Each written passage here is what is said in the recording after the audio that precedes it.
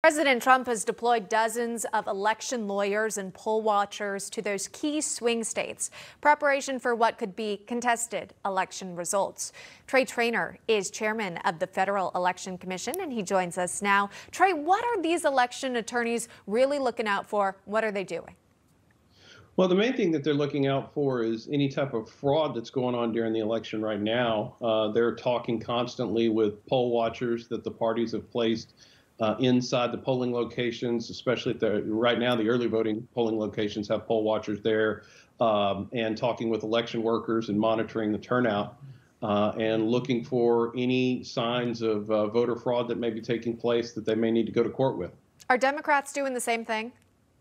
Absolutely. Both sides have lawyered up significantly, especially in the swing states. There's armies of hundreds of lawyers that are out there right now. Could this election be decided by the court system? I know there's a lot of concern about with the, tallying all the mail-in ballots, when they could come in. Could it come down to the courts? It could come down to the courts. It would be, since state law governs in every situation here, you got 50 different sets of laws that are governing how the election is being regulated. And so you could see court cases in each of the individual states. In 2000, we had Bush v. Gore just in Florida. Here you could see court cases in Pennsylvania, Michigan, Wisconsin, North Carolina. All of those places could have their own separate court cases. And ultimately, if you don't have a decision, you could see the Electoral College not making a decision, and ultimately the House of Representatives having to decide the race. Wow. So a lot of options here we could be dealing with. Interesting to note, too, in Butler County, Pennsylvania, they reported that thousands of requested mail-in ballots had been lost. Of course, this is a county in a key swing state that has not voted for a Democrat president since Lyndon Johnson. But are you concerned with this sort of mail-in system, how accurate the results could be and whose ballots could be impacted?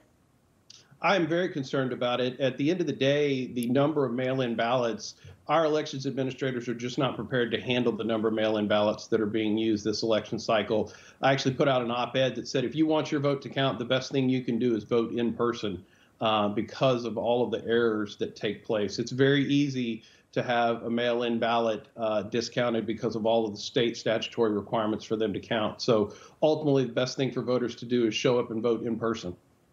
Yeah, I know a lot of people are planning to cast their ballot in person on Election Day as well. It's incredible how many have already done early voting this election cycle. But, Trey, I want to talk to you about what we reported on last week and spoke to you about, was that these fake IDs from China are allegedly being used to forge votes in Houston and Harris County, Texas. Now an outlet called the National File says there's a full-scale FBI investigation into this. Is this something that's happening in other major cities? Again, this idea of having fake IDs for people to use when they cast their ballots? Well, being a Texan and living here in Texas, this is obviously near and dear to my heart, and I've practiced election law here in Texas for decades now. And absolutely, I think what's going on in Harris County is criminal. The Fifth Circuit actually chastised Governor Abbott for allowing the things that are going on in Harris County under the executive orders. They have 24-hour voting locations, which are against state election law.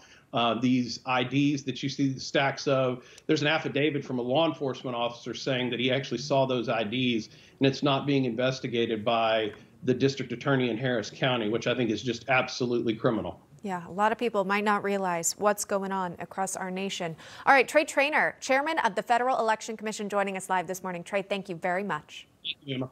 Newsmax TV is now America's fastest growing cable news channel. We give you the real news you need. So subscribe to our YouTube channel and give us a thumbs up. If you like this video, share it with your friends. Newsmax TV streams live on YouTube for free.